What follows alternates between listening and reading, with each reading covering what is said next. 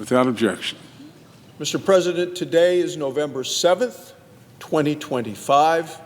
We are now 1 month and 7 days into the longest shutdown in the history of the American government.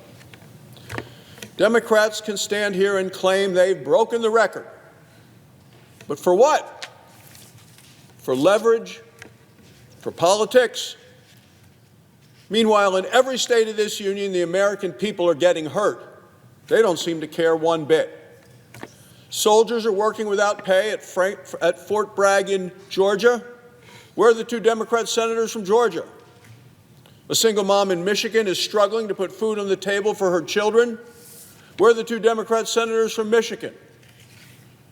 Capitol Police officers and staff members on this very floor in this very building are struggling to pay their bills. Do the Democrat senators care about any of them? Government is still closed. They're not getting paid. Each and every one of these people are being hurt by the Schumer shutdown. Every one of them.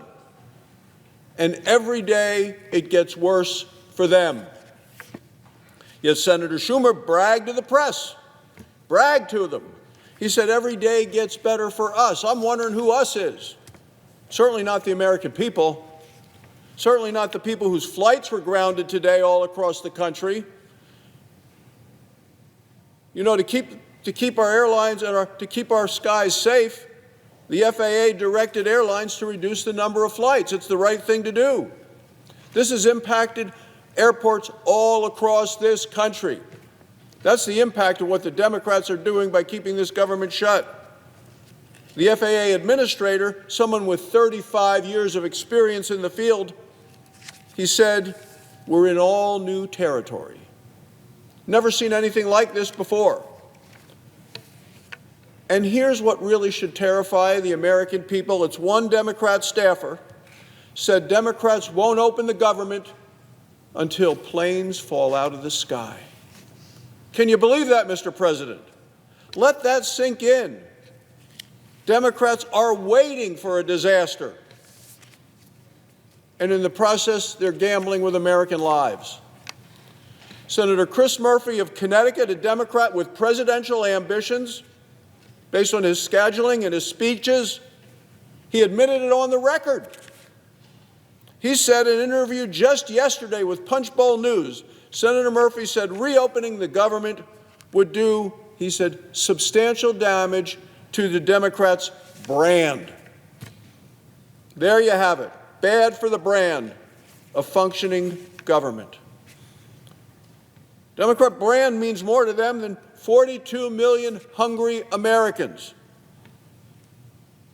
The Democrat brand means more to them than military families who aren't getting paid. The Democrat brand means more to them than safety in the skies. Let's call what it is, what we're seeing with the Democrat shutdown. It is cruel and it is heartless. Now, let's be fair. Even some Democrats now recognize that it is cruel and heartless. They're starting to turn on each other. One Democrat staffer admitted to the press that the far-left Democrats in their caucus have no plan to ever end the shutdown. None. Zero. They want to keep it going forever. The staffer even admitted the far-left Democrats are hurting people and they're doing it for political gain. This is the direct quote from the Democrat staff member, Senate staff.